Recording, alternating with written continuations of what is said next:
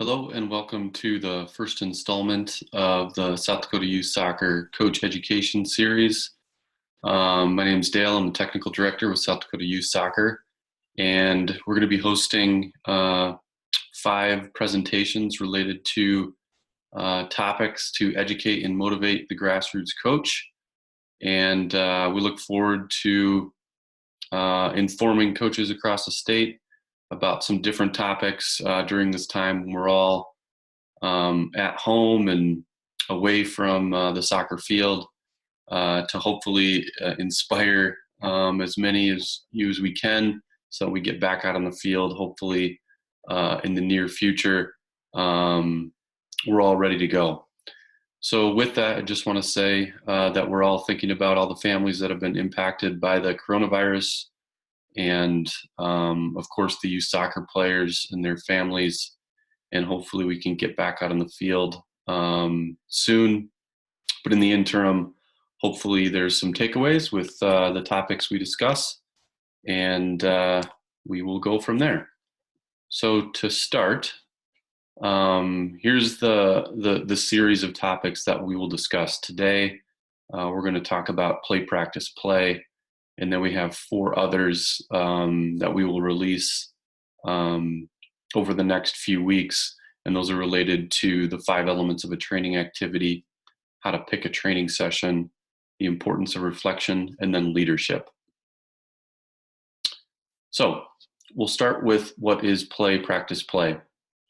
So play, practice, play is a practice training methodology. So that methodology is based on creating an environment that serves the 2 basic needs of grassroots players. And those 2 basic needs are fun and development.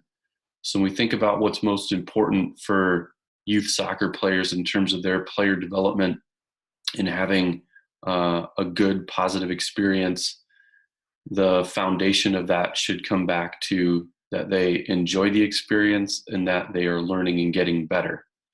So that's kind of our starting point when we think about player development and how play, practice, play can tie into that.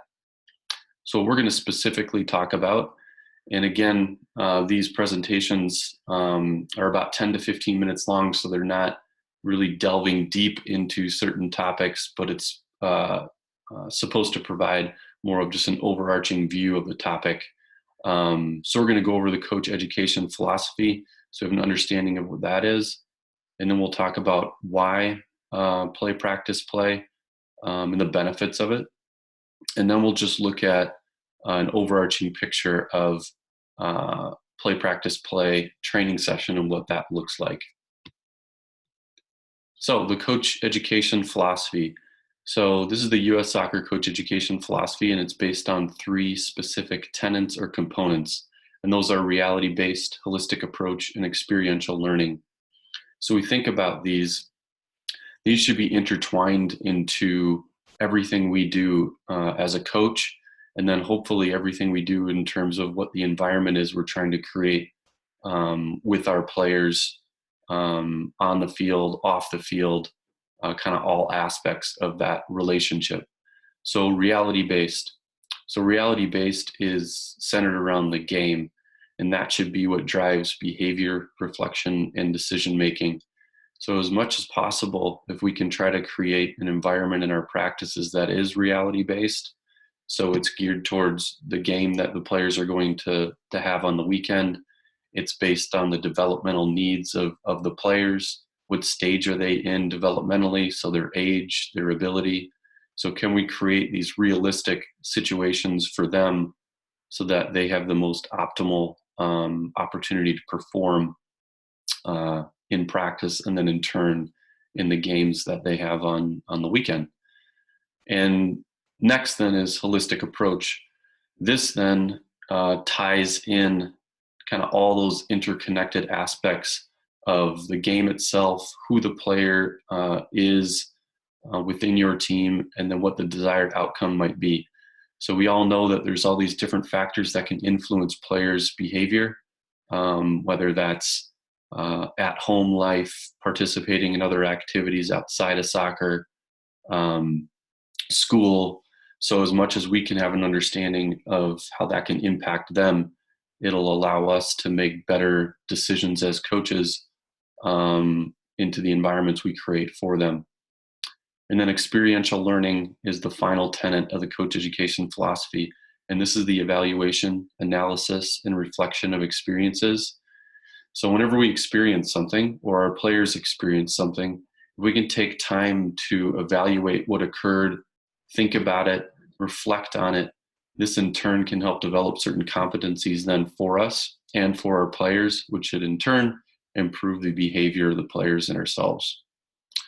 So this gives you a foundational viewpoint of what the coach education philosophy, and hopefully the takeaway then is for you to think about as a coach is, okay, when I'm interacting with my players, interacting with my team, having a training session, talking with my team on a game day, on a weekend, are these three tenets incorporated into everything that I'm doing and saying and what my behavior is like.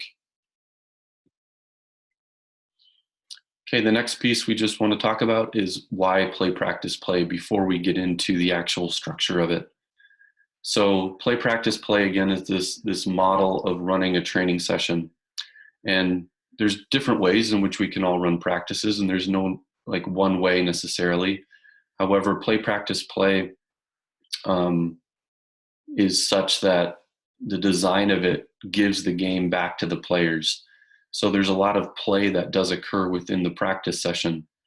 So one way to think about it is we all know players when we get to practice, they're eager to play and they're out on the field and they're wanting to maybe shoot on the goal or start to engage with other players.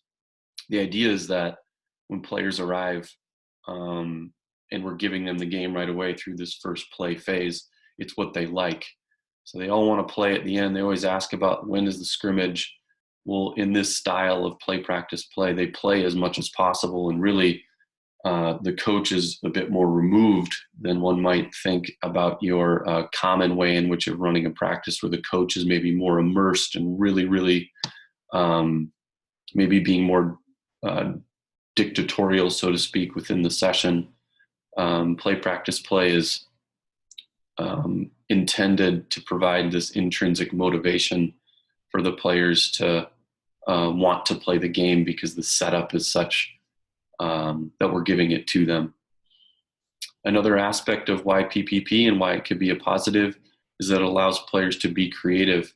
Because there's so much play happening within the structure of it, there's time and moments for experimentation and for players to be creative and be themselves. It also allows for them to be independent critical thinkers. Because the coach interactions are less within this play, practice, play model, it allows time and opportunity for players to critically think about decisions they make and the behaviors they're making, which long-term them for their development as young adults can be very positive as well. And then finally, why play, practice, play? It might be what they need. So there's no gap between training and games. So at times, a challenge for us as coaches is connecting what we did in practice into the game, where play, practice, play allows us to focus the player's attention towards a specific training goal. And because we know we're trying to create these game-like experiences and realistic experience in practice, well, then the transition between that training and game should be more seamless. Okay, and then our final piece for today's topic of what is play, practice, play, we're going to just do a quick overview of what a training session might look like.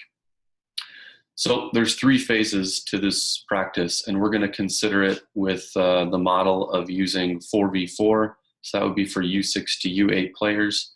And we're going to go off of a training session model that is an hour long. So each of these activities, the first play phase, the practice phase, and then the final play phase, we would average about 15 to 20 minutes, we'd say. So for the first play phase, so the objective is to pass and dribble past opponents and create chances. So this would be based on the attacking side of the ball. So the moment would be attack. So for that first play phase, like I alluded to earlier, the best way to think about it is when players arrive, the organization that you've done as a coach is set up in a way that when they come, small-sided games are already happening. So if a few players show up, they can automatically hop onto a field and start to play 1v1. And as more arrive, it can become a 2v1, a 2v2, 3v3. So you kind of build as they arrive, them getting the opportunity to already play. And this is called intentional free play. So within this first play phase, as players arrive and we've kind of started our session, the goal is to familiarize players with what the training goal is. So as we're observing in this first 20 minutes of them playing these small-sided games, it gives the coach an opportunity to think about the behaviors they're looking for as it relates to the training goal. So if the training goal and objective is related to attack and we want to see players pass or dribble past opponents to create chances, this is a time for us to observe those behaviors within this intentional free play, to start to think about maybe some key words that we can then use as a coach to orient the player's focus towards the training goal. And those key words might be something like opening or go forward or pass or dribble. So as we start to observe, maybe 7 minutes into this first play phase, we then bring in the players and we want to maybe introduce the objective of the training session and ask a few questions. And maybe we don't ask for look for an answer necessarily right away. We just want to get the players thinking about how do you find an opening, or what is a way in which you can dribble past an opponent. So then when they go back out and continue to play in this first play phase, they're starting to think about, okay, coach wants me to think about how I might find an opening. And then we as a coach can observe that and encourage that behavior when we do see it. Once we get through play one, then we get into the practice phase. And this is the meat, so to speak, of the session, where a lot of learning is going to happen, hopefully from the player's perspective.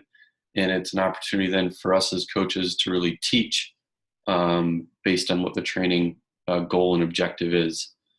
So within this activity, again, it's based on attack, and we're still focusing on dribbling past opponents to create chances. And specifically for this activity, it's to dribble past opponents. So if you look at the diagram to the right here, there's 3 blue players on one end, 3 on the other, and the goal is to get across the grid with a space in the middle that has 2 defenders that are trying to prevent the blue triangles from doing that. So the goal then within this core activity is to improve the player's ability based on this objective. And we then as coaches have a responsibility to identify specific teaching actions that we can take to help the players learn. And that can be in the form of using guided questions, using specific keywords, getting out on the field, of course, and doing some coaching, utilizing some demonstrations to help teach. So this is our time then to really find some moments where we can get out onto the field to teach. So again, there's keywords there. There's some transition from the play one phase that are very similar in terms of the keywords, because we want to keep that consistency throughout the training session. So we see opening. Some additions here might be soft touches or hard touches. So if an intervention we wanted to take as a coach might be to address technique, we might ask some guided questions related to taking a harder touch or a soft touch. So it's an opportunity for us then to address certain player actions within the activity to help teach the players. A great thing about this play, practice, play model, and something we all need to consider, is whether or not the activity is too challenging or not challenging enough for players. So as we're observing, right, and hopefully we've taken that time in each of our activities, and we'll talk about the 5 elements in another one of these presentations coming up here, and challenge is one of those. So we're observing this practice activity, and maybe we say, man, this is too challenging for the players. They're not able to dribble across this grid with those 2 defenders. We need to make some adjustments so that the players are having some success. We might decide, well, we're going to pull out that central space, and I'm going to serve as the coach, as the defender, to then create an environment that is less challenging for the players to dribble across the space. Or if we say it's too easy for the players in blue to dribble across the grid, we're going to allow those two defenders to come out of the space that they were in prior, and now they can go anywhere to defend, which would then, of course, make it a bit more challenging for our attacking players. And then in the final play phase, best way to think about this is we're going to give the game to the players. So can we create an environment in this last play phase, this last 15, 20 minutes, to replicate what a game day might look like for the players? And of course, it's still related to the training goal. So the transition between each phase of practice, there should be this link and commonality in terms of the questions we're asking, the keywords we're using, the player actions we're looking for, and behaviors we're looking for from the players, so that in that final game, we can kind of put it all together. So the game here is a 4v4 game. In our conversations and questions we ask with the players, we of course want to check for understanding so that they understand, where we're trying to get to this final play phase. And then another piece to this final game is if we can institute a 5-minute halftime talk. That gives us then an experience as a coach to work on a halftime talk with our players so we're prepared for our game day. And then, of course, to create a structure for the players to understand, okay, we do play, there's a common objective for this first half that we're going to try to accomplish. We have a halftime talk, and now maybe there's another objective where we continue to work on what we worked on in the first half going on into the second half.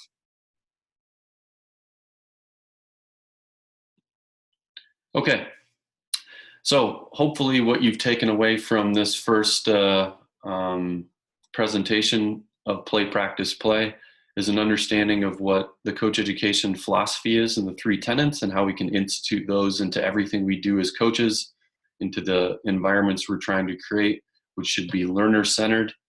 And then also an idea as to why Play, Practice, Play might be a benefit for you as a coach and how you might use it with your players and your team. And then a baseline sort of viewpoint of what a play, practice, play training session might look like in those 3 stages of it. So I appreciate you taking the time to listen, and we look forward to having you come back as we get into our next topic, which is to discuss the 5 elements of a training activity. Thank you, and stay safe.